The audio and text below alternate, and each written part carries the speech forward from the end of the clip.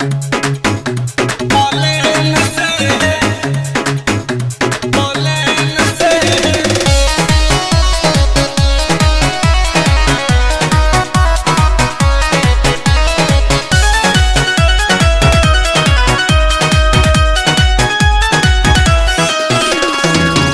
के भागनी हम अपना घर से कापे करे जा बड़ी पापा जी के डर से।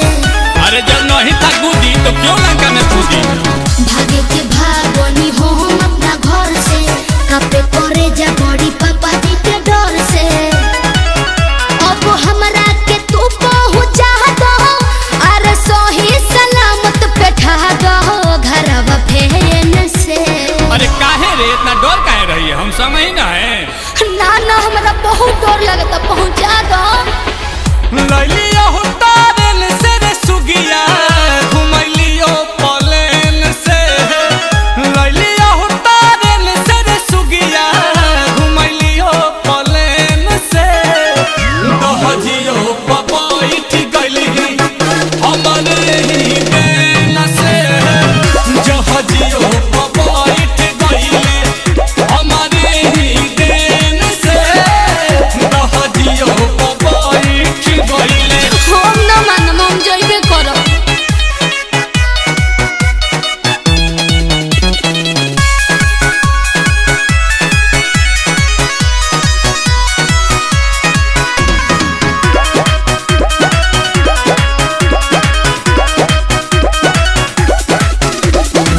कि भागे के प्लानिंग पहिले तू ही रहल कइले। आ तब काहे छोट मोट धमकी से डराइले। अरे हमरा अपना जान के चिंता नहीं, तहरा जान के टेंशन बा। जज्बा तुम्हें यके कर मत कोई अब बुझाता गर जीवन संगे घात कोई। घर खोजत होई हमर माई रातों दिन लेके दिया सलाई लमटे न से। अरे फेरे खाली सोच ले बरेन से। न पहुँचेबो तो देह पर गिरा लेब किरासन जर केन से। ताही में लागल रही कछा नवटे न से। ताही में लागल रही कछा नवटे न से। आ दहजियो बैठ गइले आ हमरे ही देन से। जहजियो बैठ गइली हमरे ही देन से। कि हम में उड़ली हले।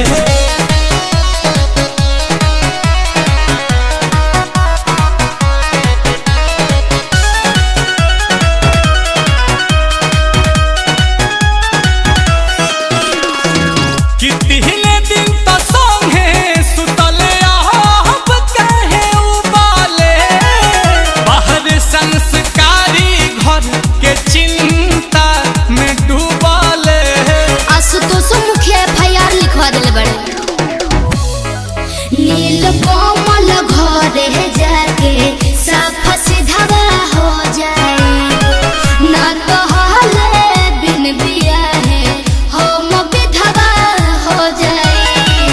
बटे फोटो थाना में दिया है बड़े सोनू सुधा कर बनाए सिकड़ चेन से। अरे हम आदमी भेज दिले बानी गोला बगेन से। तू खोजा तारा मारुति भैन से मुआ दिहस। कि हमारो होके हम जानी बुझी है देन से। कि हमारो होके हम जानी बुझी है देन से। आ दहजियो चढ़ली हमें कि हमरे ही देन से। दहजियो बैठ गइली कि हमरे ही देन से। हले तो पे चढ़ली हले। ए जा हो तार गिद्ध के जन्म छोड़ा दे हनी हट।